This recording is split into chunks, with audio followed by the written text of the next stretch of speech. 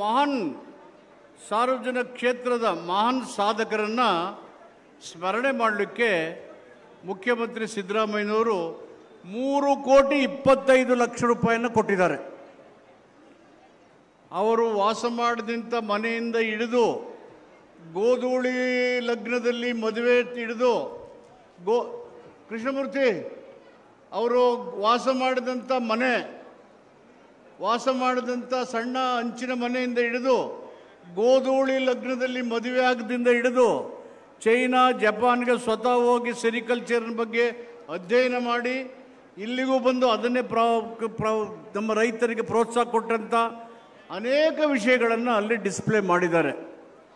ಒಟ್ಟಾರೆ ದೇಶದಲ್ಲಿ ರಾಜಕೀಯ ಮೌಲ್ಯ ಹಾಳಾಗ್ತಾ ಇರತಕ್ಕಂಥ ಸಂದರ್ಭದಲ್ಲಿ ಬಿ ರಾಜಯವರಂಥ ಒಬ್ಬ ಮೇರು ವ್ಯಕ್ತಿತ್ವದ ಸಾಂಸ್ಕೃತಿಕ ನಾಯಕತ್ವ ತುಳಿತಕ್ಕೆ ಒಳಗಾಗದವರಿಗೆ, ಬಡವರಿಗೆ, ಅಸ್ಪೃಶ್ಯ ಸಮುದಾಯಗಳಿಗೆ, ರೈತರಿಗೆ, ನೀರಾವರಿಗೆ ಹೇಗೆ ನಾವು ಕೆಲಸ ಮಾಡಬೇಕು ಅನ್ನೋದನ್ನು ಇವತ್ತಿನ ಸಾರ್ವಜನಿಕ ಕ್ಷೇತ್ರದಲ್ಲಿ ಸೇವೆ ಮಾಡುವ ಜನರಿಗೆ ಹೇಳಿದ್ದಾರೆ. 83ರಲ್ಲಿ ನಮ್ಮ ನಾಯಕರಾದ ಸಿದ್ದರಾಮಯ್ಯನವರು ಮಂತ್ರಿ ಆಗಲಿಕ್ಕೆ ಸಿದ್ದರಾಮಯ್ಯನವರು ಕಾರಣರಾಗಿದ್ದಾರೆ. ಸಿದ್ದರಾಮಯ್ಯರಂಥ ಒಬ್ಬ ವ್ಯಕ್ತಿ ಈ ರಾಜ್ಯದಲ್ಲಿ ಮಂತ್ರಿಯಾಗಿ ಕೆಲಸ ಮಾಡಬೇಕು ಅಂತ ಹೇಳಿ ಮಂತ್ರಿ ಆಗಲಿಕ್ಕೆ ಸಿದ್ದರಾಮಯ್ಯನವರಿಗೆ ಶಾಸಕನಾಗಿ ನನಗೆ ಅವರು ಆಶೀರ್ವಾದ ಮಾಡಿದ್ದಾರೆ. ಸಿದ್ದರಾಮಯ್ಯ ಬಿ ರಾಜಯವರ ರಾಜಕೀಯ ನಡೆಗಳನ್ನು ಅರ್ಥ ಮಾಡಿಕೊಂಡು ಅವರು ಹೇಗೆ ಸಾಮಾನ್ಯ ಜನರ ಬಗ್ಗೆ ಕಾಳಜಿ ಹೊಂದಿದ್ರು, ಪ್ರಾಮಾಣಿಕತೆಯನ್ನು ಹೇಗೆ ಮೈಗೂಡಿಸ್ಕೊಂಡಿದ್ರು, ಧ್ವನಿ ಇಲ್ಲದ ಜನರಿಗೆ ಹೇಗೆ ಧ್ವನಿಯಾಗಿ ಕೆಲಸ ಮಾಡಿದ್ರು, ಮತ್ತು ಯಳಂದೂರಿನಲ್ಲಿ ಪ್ರವಾಹ ಬಂದಾಗ ಆ ಕಡೆ ಜನ ಆ ಕಡೆ, ಈ ಕಡೆ ಜನ ಈ ಕಡೆ ಅಂತೇಳಿ ಕೆಂಗಲನ್ನು ಮತ್ತೆ ಅವ್ರು ಕರ್ಕೊಬಂದು ಅಲ್ಲಿ ಒಂದು ಬ್ರಿಡ್ಜನ್ನು ಕಟ್ಟಿಸಿದ್ರು. ಅದು ಕಟ್ಟಿದ ಮೇಲೆ ನಮ್ಮ ಜಯಣ್ಣ ಈ ಕಡೆ ಕೆರೆ ತುಪ್ಪದ ತೊಂದರೆ ಆಯಿತು ಅಂತಾರೆ. ಸುವರ್ಣವತಿ ನಾಲೆ ಏನಪ್ಪ ಚಂದ್ರು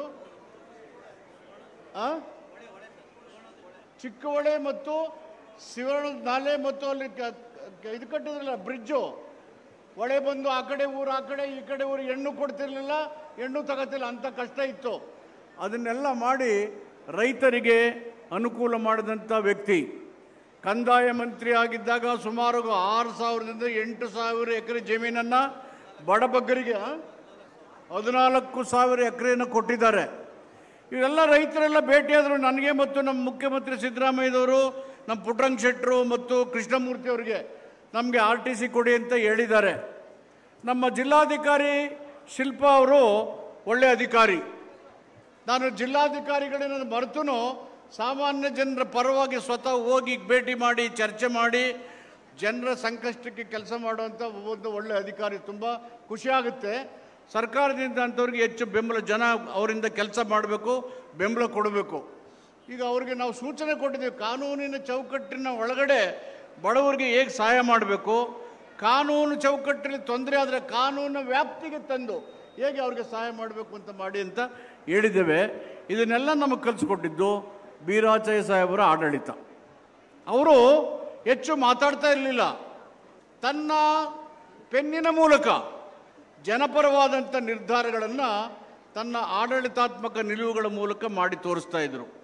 ಅಂಥ ಒಬ್ಬ ಮಹಾನ್ ವ್ಯಕ್ತಿ ಇವತ್ತು ನಮ್ಮ ಮುಂದೆ ಇಲ್ಲದೇ ಇದ್ರೂ ಕರ್ನಾಟಕ ಮತ್ತು ದೇಶದ ಚರಿತ್ರೆಯ ಪುಟಗಳಲ್ಲಿ ಶಾಶ್ವತವಾಗಿ ಸಾರ್ವಜನಿಕ ವ್ಯಕ್ತಿ ಅಂದರೆ ಹೇಗಿರಬೇಕು, ಸಾರ್ವಜನಿಕ ಜೀವನದಲ್ಲಿರ್ತಕ್ಕಂಥವ್ರು ಹೇಗೆ ಸಾರ್ವಜನಿಕ ಹಿತವನ್ನು ಬಿಟ್ಟು ಅನ್ಯ ಆಲೋಚನೆಗಳು ಮಾಡಬಾರ್ದು ಅಂತ ಹೇಳಲಿಕ್ಕೆ ಅವರು ಬದುಕಿದಂಥ ರೀತಿಯೇ ಮೂಲ ಕಾರಣ. ಇವತ್ತು ಅವರ ಕುಟುಂಬದವರಲ್ಲಿ ಎಲ್ಲೂ ಹುಡುಕಿದ್ರೂ ಇಷ್ಟೊಂದು ಸುದೀರ್ಘವಾದಂಥ ಆಡಳಿತ ನಡೆಸಿದ್ರು ಏನು ಎಲ್ಲೂ ಕಾಣೋದಿಲ್ಲ, ಎಲ್ಲ ಬಿಳಿಯ ಆಳೆಗಳು ಪುಸ್ತಕ ತೆಗೆದು ನೋಡಿದ್ರೆ. ಅದೇ ಮಾದರಿಯಲ್ಲಿ ನಮ್ಮ ನಾಯಕರಾದಂಥ ಸಿದ್ದರಾಮಯ್ಯನವರು ಪ್ರಾಮಾಣಿಕತೆ, ದಕ್ಷತೆ, ಜನಪರವಾದಂಥ ನಿಲುವುಗಳ ಮೂಲಕ ಇಡೀ ರಾಜ್ಯದಲ್ಲಿ ತನ್ನ ವ್ಯಕ್ತಿತ್ವದ ಛಾಪನ್ನು ಮೂಡಿಸಿದ್ದಾರೆ. ಯಾಕೆಂದರೆ ಸಿದ್ದರಾಮಯ್ಯನವರು, ನಾನು ರಾಜಯ್ಯನವರ ಗರಡಿನಲ್ಲೇ ಬಂದವರು, ಅವ್ರ ಜೊತೆಯಲ್ಲಿ ಇದ್ದಂಥವರು, ಮಂತ್ರಿ ಆಗಲಿಕ್ಕೆ ಸಿದ್ದರಾಮಯ್ಯನವರಿಗೆ ಸಹಾಯ ಮಾಡಿದವರು, ನಾನು ರಾಜಕೀಯದಲ್ಲಿ ನಿಂತ್ಕೊಳ್ಳಕ್ಕೆ ನನ್ನನ್ನು ಪ್ರೋತ್ಸಾಹಿಸಿದಂಥವರು. ಅಂಥ ಒಬ್ಬ ಮಹಾನ್ ವ್ಯಕ್ತಿ ನಮ್ಮ ಮುಂದೆ ಇಲ್ಲದೇ ಇದ್ರೂ ಕೂಡ ಅವರು ತನ್ನ ಪ್ರಾಮಾಣಿಕ ನಡೆ ನುಡಿಗಳು, ನಿಷ್ಠೂರವಾದಂಥ ನಿಲುವುಗಳು, ಜನಪರ ಆಡಳಿತದ ಮೂಲಕ ಎಲ್ಲ ಇಲಾಖೆಗಳನ್ನು ನಡೆಸಿದ್ದಾರೆ. ಅವರು ಗೃಹ, ಕಂದಾಯ, ಫಾರೆಸ್ಟು, ಸಹಕಾರ, ಶಿಕ್ಷಣ, ಈ ಎಲ್ಲ ಸಹಕಾರ, ಹಾರ್ಟಿಕಲ್ಚರ್, ಸಿರಿಕಲ್ಚರ್, ಬಹುತೇಕ ರಾಜ್ಯದ ಎಲ್ಲ ಇಲಾಖೆಗಳನ್ನು ಅವರು ನಡೆಸಿದ್ದಾರೆ.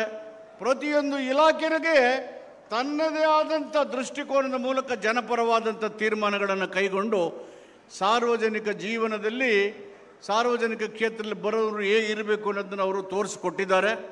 ಸದಾ ಅವರು ಇಂದಿನ ಸಾರ್ವಜನಿಕ ಕ್ಷೇತ್ರದಲ್ಲಿ ಕೆಲಸ ಮಾಡ್ತಕ್ಕಂಥ ಜನರಿಗೆ ಒಂದು ದಾರಿ ದೀಪ ಆಗಿದ್ದಾರೆ.